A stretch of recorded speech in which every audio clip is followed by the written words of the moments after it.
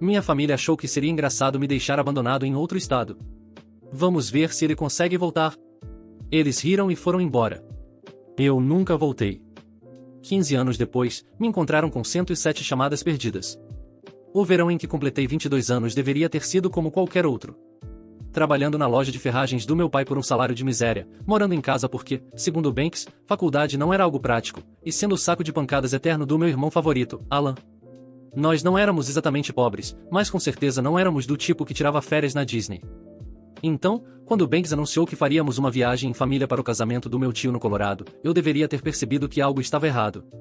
3 dias naquela viagem infernal e eu já estava me arrependendo de não ter inventado alguma desculpa para ficar em casa. Meu pai e Alan estavam se revezando no jogo favorito deles, em transformar a vida de Salvador num inferno. Minha mãe ocasionalmente soltava um já chega com aquela voz fraca dela, mas todos sabíamos que era só da boca para fora.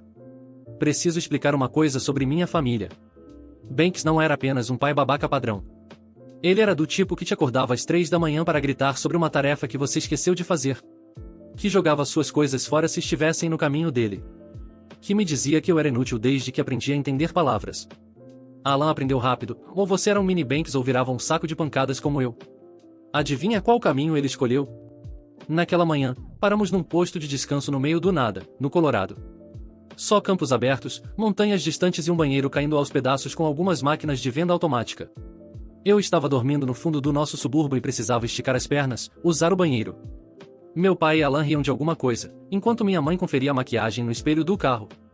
Lembro exatamente do que eu estava vestindo, em uma camiseta velha do Metallica, um jeans com um buraco no joelho e meus Vans surrados. Não levei o celular porque estava carregando no carro. Não levei a carteira porque... Por que levaria?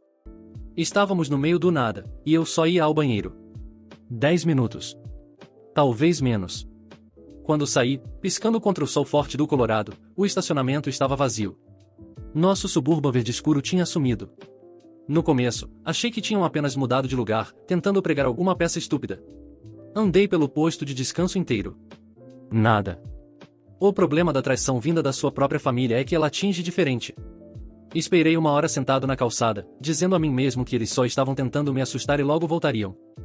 Pessoas iam e vinham, algumas me olhando estranho. Um caminhoneiro perguntou se eu estava bem. Menti, disse que estava esperando minha namorada que estava no banheiro. Ele assentiu e foi embora.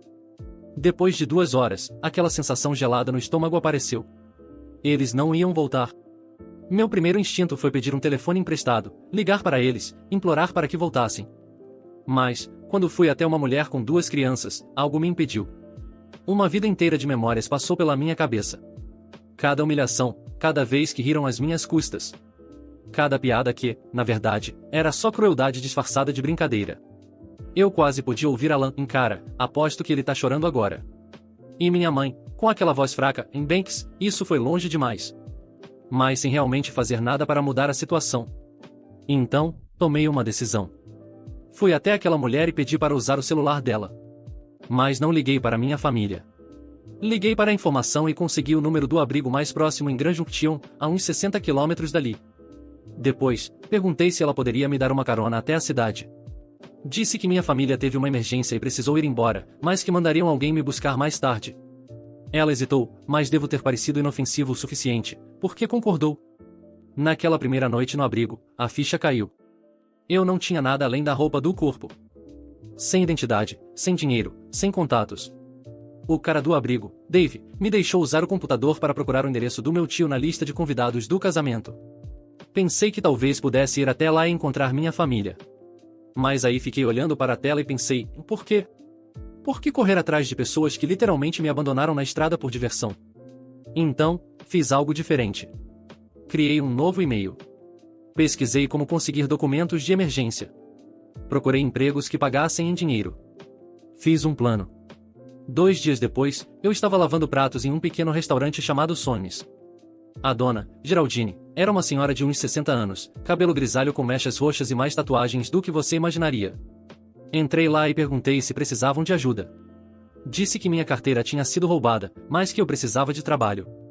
Ela me avaliou de cima a baixo e disse: "O lavador de pratos saiu ontem. Se você roubar de mim, tá morto. Começa agora." É isso sobre atingir o fundo do poço, e só dá para subir depois disso. Por uma semana, trabalhei dobrado, dormi no abrigo, usei roupas doadas. Dave me ajudou a iniciar o processo para conseguir um novo documento de identidade, entrando em contato com o cartório do meu estado natal. Com o primeiro dinheiro que ganhei, comprei um celular pré-pago barato no Walmart. 7 dias depois de ser abandonado, meu telefone tocou. Número desconhecido. Atendi. Era minha mãe, com a voz trêmula. Onde você está? Você está bem? Nós procuramos você por toda parte. Mentira. Era só uma brincadeira. Mentira dobrada. Esperamos na estrada por 20 minutos, voltamos e você não estava mais lá. Mentira triplicada. Ouvi a preocupação falsa dela. No fundo, a voz do meu pai. Diz para ele parar de ser dramático e ir logo para casa do tio Rick. A Alan estava rindo. Salvador, você tá aí? Diz alguma coisa. Estamos muito preocupados. Aquele frio no meu estômago sumiu. Restava apenas clareza. Vocês queriam ver se eu conseguiria me virar sozinho? Então assistam. Desliguei e bloqueei o número. Depois, bloqueei todos os números da família que consegui lembrar. No dia seguinte, fui até a loja da Verizon e troquei de número completamente. Antes de fazer isso, 27 chamadas perdidas. Imagino a frustração deles ao perceber que o saco de pancadas não voltaria para ser espancado. Um mês depois, eu tinha meu próprio apartamento, um estúdio minúsculo em cima de uma lavanderia. Cheirava amaciante o tempo todo, mas era meu. Consegui uma promoção para auxiliar de cozinha no Sonys, e Geraldine começou a me ensinar a cortar vegetais sem perder um dedo. Às vezes, eu entrava no meu antigo e-mail, aquele que minha família conhecia. Lá estavam as mensagens empilhadas. Minha mãe, por favor, volte para casa. Estamos arrependidos. Meu pai, essa infantilidade tem que acabar agora. Alan, cara, era só uma brincadeira. Para de ser um bebê. Nunca respondi. Nenhuma vez. Porque essa é a coisa sobre liberdade, uma vez que você aprova, não volta mais para a gaiola. Não vou fingir que foi fácil. Algumas noites eu rolava pelo Instagram e via fotos de pessoas com famílias normais, que realmente se amavam, e sentia um vazio que nem 1 milhão de foda-se conseguiriam preencher. Tive noites em que a solidão parecia me engolir. Feriados eram os piores. Mas toda manhã eu acordava no meu apartamento que cheirava a Dovni, ia para meu trabalho de lavar pratos, onde ninguém me chamava de inútil, e construía a minha vida, um tijolo de cada vez. 3 meses depois de ser deixado naquele posto de descanso, verifiquei meu e-mail pela última vez. Uma nova mensagem da minha mãe. Sua avó está perguntando por você. Por favor, só nos diga que está vivo. Fechei o e-mail, deletei a conta, joguei o chip velho no lixo atrás dos Sonys. Naquela noite, Geraldine me ensinou a fazer sua famosa torta de maçã. Disse que eu tinha talento para a confeitaria. Foi o primeiro elogio genuíno que recebi em anos. Nunca mais olhei para trás. A atualização 1. 5 anos depois de ser abandonado naquele posto de descanso no Colorado, me peguei encarando um rosto familiar no meu feed do Facebook. Não porque eu estivesse stalkeando minha família. Ok, talvez estivesse. Mas porque Alan tinha acabado de ser marcado em um artigo de um jornal local da minha cidade natal. Ele tinha sido preso por dirigir bêbado, bateu o carro num poste de telefone. Ninguém se machucou, exceto o poste. O jornal usou a foto dele da época do time de futebol do colégio. Ele parecia tão jovem, tão convencido. Nada como a mugshot inchada e derrotada logo abaixo. Essa é a coisa sobre karma. Ele anda no próprio ritmo. Mas nunca esquece um endereço. Nessa época, eu já tinha construído algo que se parecia com uma vida no Colorado. Meu estúdio apertado em cima da lavanderia foi trocado por um apartamento de 1 quarto com janelas de verdade.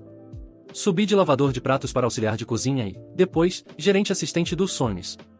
Geraldine ainda comandava o lugar com mão de ferro e luvas sujas de farinha, mas começou a me tratar menos como um caso de caridade e mais como, sei lá, um sobrinho esquisito. Minha primeira grande compra, depois de juntar uma grana de verdade, foi um laptop decente. Nada demais, só o suficiente para fazer cursos online na faculdade comunitária. Gestão de negócios, contabilidade básica. As mesmas coisas que Banks dizia que eram para quem não sabe trabalhar de verdade. Minhas manhãs eram no Sonys, tardes estudando, noites de volta ao trabalho. Repetir. Olha, não vou mentir e fingir que já estava 100% curado do que aconteceu. Problemas de confiança? Mas para assinatura vitalícia, podendo cancelar a qualquer momento se alguém chegasse perto demais. Em 5 anos, fiz exatamente 2 amigos.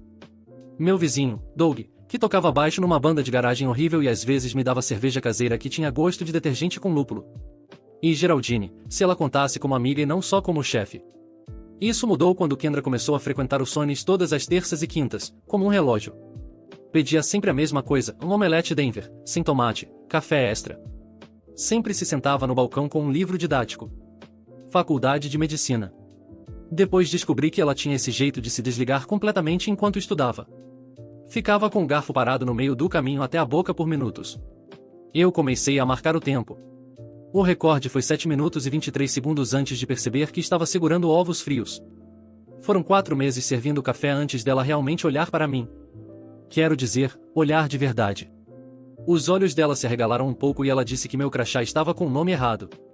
Não estava. Mas virou nossa piada. Toda terça e quinta, eu usava um nome diferente. Salvador. Salvador. Ela apontava. Eu fingia surpresa. Flertada mais idiota da história humana. Mas funcionou. Nosso primeiro encontro nem deveria ser um encontro. O grupo de estudos dela cancelou de última hora. Ela tinha reserva num restaurante de pizza super concorrido e eu estava limpando o balcão quando ela recebeu a mensagem. De repente, eu estava sentado de frente para ela no Antonius, os dois percebendo ao mesmo tempo que aquilo parecia muito um encontro. 6 meses depois, ela se mudou para o meu apartamento. 1 ano depois, alugamos um lugar um pouco maior juntos. Nada luxuoso.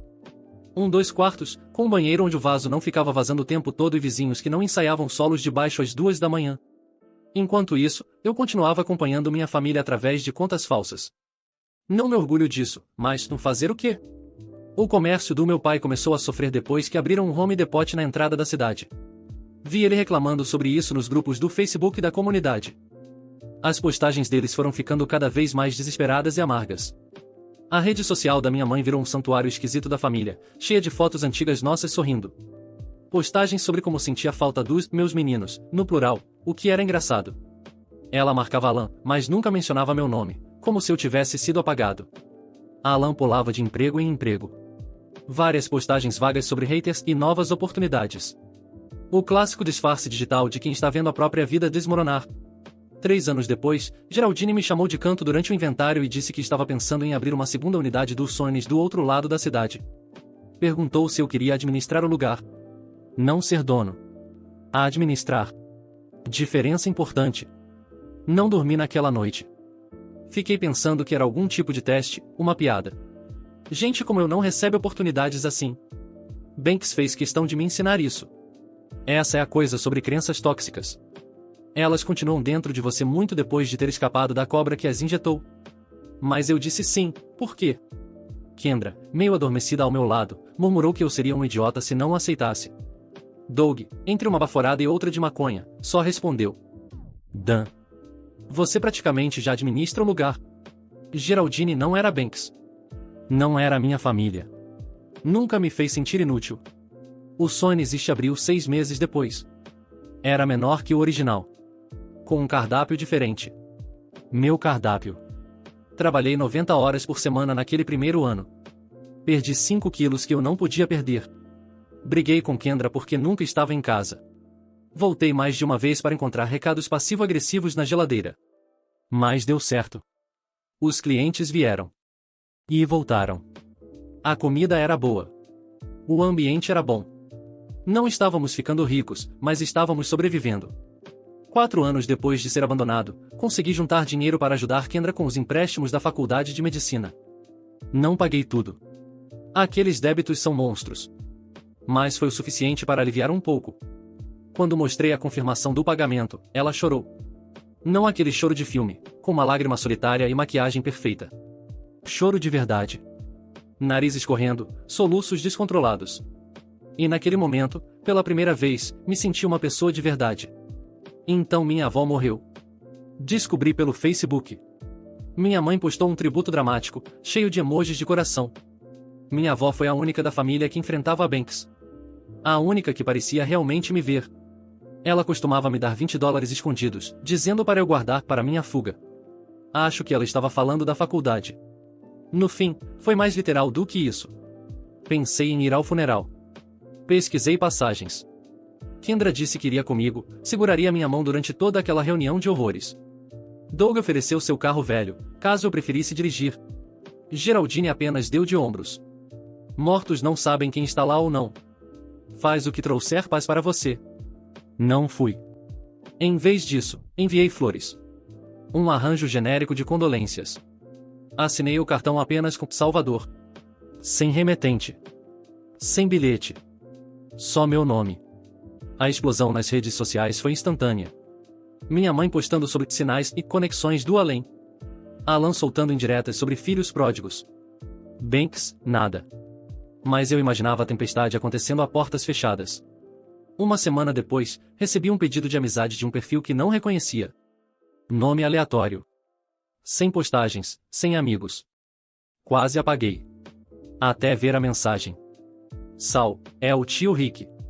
Sua mãe me deu seu e-mail antigo, mas voltou como inválido. Você está bem? Estamos preocupados. Seu pai tem perguntado por você. Bloqueei na hora. Naquela noite, tive meu primeiro ataque de pânico em 2 anos. Sentei no chão do banheiro às 3 da manhã, tentando não acordar Kendra. Sentindo como se meus pulmões estivessem colapsando. Imaginando Banks me caçando. Aparecendo nos sonhos. Destruindo tudo o que construí. Kendra me encontrou ali 1 hora depois. Não fez perguntas. Só sentou ao meu lado. O ombro dela tocando o meu. Quando finalmente consegui respirar de novo, ela disse a coisa mais simples e mais importante da minha vida. Eles não podem tirar nada de você que você não der para eles. Na manhã seguinte, liguei para um advogado. Peguei orientações sobre ordens de restrição, só por precaução. Apertei a privacidade de todas as minhas redes sociais. Pedi para Geraldine avisar a equipe para não dar informações sobre mim. Para ninguém. Prático. Controle o que pode ser controlado.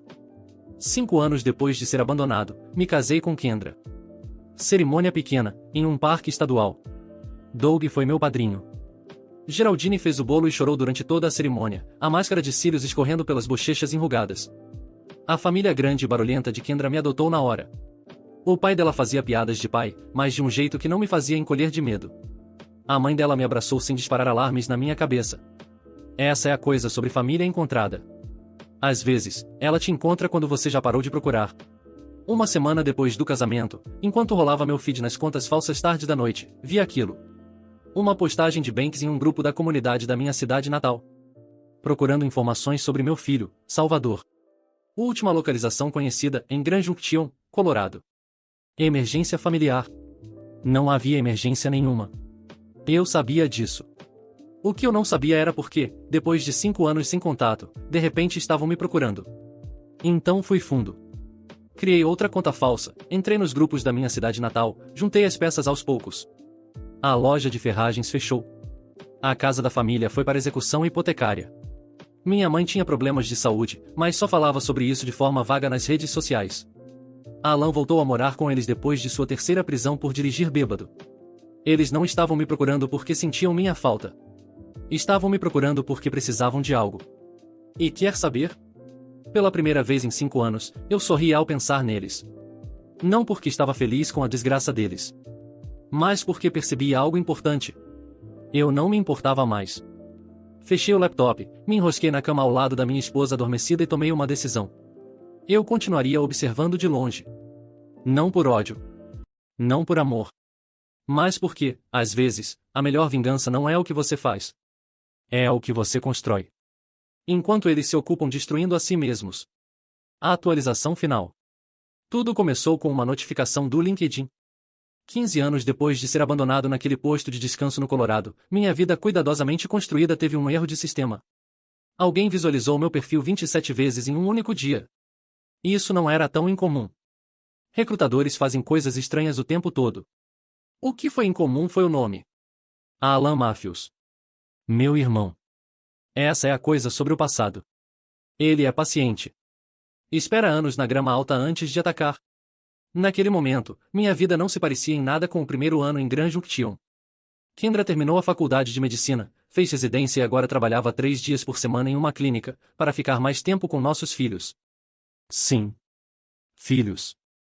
Eli, 7 anos. Marcos, 4.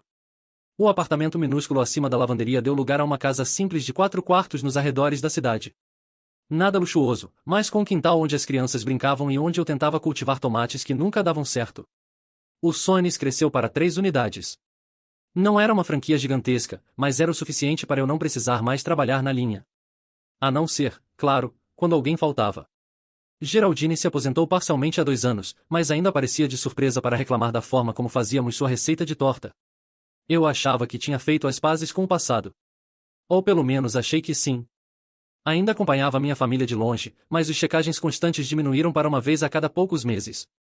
A última vez que soube, Banks e minha mãe, Irene, tinham se mudado para uma casa menor depois de perderem a antiga. Alan se casou, se divorciou, se casou de novo. Todo mundo seguiu em frente. Assim como eu segui. Mas o LinkedIn me sacudiu. 15 anos de silêncio. E agora é isso. Comentei com Kendra enquanto fazíamos nosso ritual de domingo à noite em dobrar roupa assistindo a alguma série da Netflix que estávamos atrasados. Ela parou, segurando 2 meias completamente diferentes nas mãos, e perguntou se eu estava bem. Ah, senti. Porque o que mais eu podia dizer? Que de repente eu era um garoto de 22 anos de novo, abandonado num posto de descanso? Que ouvia a voz de Banks na minha cabeça, me chamando de inútil. 3 dias depois, estava no Sony Exist, a segunda unidade original, ajudando com o inventário porque nosso fornecedor mandou o tipo errado de filtro de café. De novo. Maia, da recepção, chamou do balcão. Tem uma família perguntando por você. Minha primeira reação foi pensar nos pais de Kendra, que às vezes apareciam de surpresa quando estavam viajando. Saí para recebê-los mentalmente ajustando um plano para convencê-los a ficar para o jantar. Não era a família de Kendra. Era a Banks. Minha mãe. A Alan. Banks parecia mais velho, mais grisalho, seu porte antes imponente agora diminuído. Irene tinha aquela expressão tensa de quem passou anos preocupada, o cabelo pintado de um tom marrom nada natural. A Alan parecia Banks aos 40 anos. Mesmo jeito de se impor no ambiente. Mesmo postura arrogante. E havia outra mulher com eles, jovem, talvez uns 20 e poucos anos. Parecia não ter certeza se deveria estar ali. Ninguém falou nada. O barulho do horário de almoço parecia desaparecer. Eu só conseguia ouvir meu coração martelando no peito. Banks quebrou o silêncio primeiro. Disse meu nome, como se fosse uma pergunta. Ah, senti. Minha voz, aparentemente, tirou férias. Eu imaginei esse momento de 1000 maneiras diferentes ao longo de 15 anos. Em algumas versões, eu mandava eles se foderem espetacularmente. Em outras, eu era frio e distante, imune à existência deles. Em algumas envergonhosas e até imaginava uma reconciliação chorosa digna de filme. A realidade sempre é mais bagunçada que a imaginação. Apontei para uma mesa vazia no canto. Mandei Maia trazer águas. Sentei de frente para as pessoas que, um dia, foram minha família. E esperei. Eles me encontraram através de um artigo de revista. Rock Mountain Rise, em 10 histórias locais de sucesso. Não era nenhum grande destaque. Só uma foto minha em frente ao Sonys original. Mas uma antiga amiga da minha mãe viu e mandou para ela com a mensagem. Esse não é seu filho? 107 chamadas perdidas. Foi esse o número de vezes que tentaram me ligar ao longo dos anos. Minha mãe contou. Como se isso deveria significar alguma coisa. Eles não estavam ali para se reconciliar. Estavam ali por dinheiro. E eu deveria estar com raiva. Deveria mandá-los embora na hora. Mas senti algo inesperado. Pena. Aqueles gigantes que um dia dominaram meu mundo. Agora eram só pessoas falidas, desesperadas e quebradas. Então, os convidei para jantar. O jantar foi enchiladas de frango, minha especialidade que não era realmente especial e só uma receita de uma caixa velha da Old El Paso que fui ajustando ao longo dos anos. Eli arrumou a mesa sem que ninguém pedisse, colocando os garfos do lado errado até Kendra corrigir discretamente. Marcos insistiu em vestir sua fantasia do Homem-Aranha, porque era terça-feira, e aparentemente terça agora era o dia do Homem-Aranha. Quando a campainha tocou, quase deixei cair o prato que levava para a mesa. Kendra apertou meu braço ao passar por mim e sussurrou que estava do meu lado, não importava o que acontecesse. As crianças olharam curiosas, sentindo que algo importante estava acontecendo. Essa é a coisa sobre os momentos que você teme por anos. Quando eles finalmente chegam, são ao mesmo tempo piores e melhores do que você imaginava.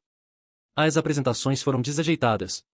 Banks chamou Kendra de Karen várias vezes, mesmo sendo corrigido. Irene não conseguia parar de chorar sempre que olhava para as crianças, o que estava assustando Marcos. Alan e Pope foram os menos insuportáveis, tentando manter uma conversa normal, embora Alan continuasse jogando indiretas sobre família ajudando família. Depois do jantar, Kendra levou as crianças para o banho e para dormir, me lançando um olhar que dizia claramente: se precisar de um resgate, me manda mensagem. Então, fiquei sozinho com eles. Na sala de estar, que de repente parecia pequena demais. Banks começou seu discurso. Falou sobre como família sempre se apoia. Como sempre soube que eu faria algo da minha vida, a mentira. Como só precisavam de um pequeno empurrão para se reerguerem. $20.000. Só um empréstimo. Claro. Deixei ele terminar. Depois, perguntei se ele lembrava o que me disse no meu aniversário de 18 anos. Ele pareceu confuso. Lembrei para ele. Pelo menos agora você não pode mais me decepcionar. Você não é mais legalmente meu problema. Me virei para minha mãe. Perguntei se ela lembrava o que fez quando Banks jogou minha carta de aceitação na faculdade comunitária no lixo. Nada. Ela não fez nada. Olhei para Alan.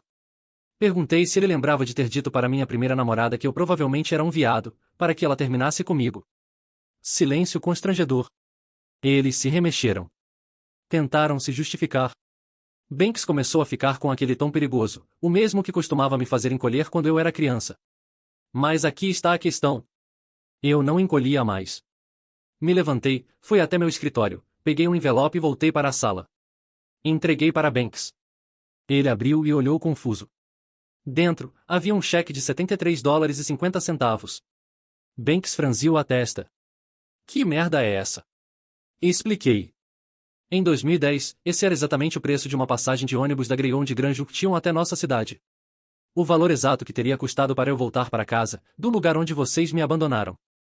O silêncio foi absoluto. Então, Banks explodiu. Me chamou de ingrato, egoísta. Disse que eu sempre fui uma decepção. O mesmo disco arranhado de sempre. Mas eu não discuti. Não gritei. Apenas me levantei e disse que era hora de irem embora. Minha mãe tentou outra tática. Lágrimas. Culpa. Como você pode fazer isso com a sua família? Alan foi direto ao ponto. A máscara de irmão amigável caiu completamente.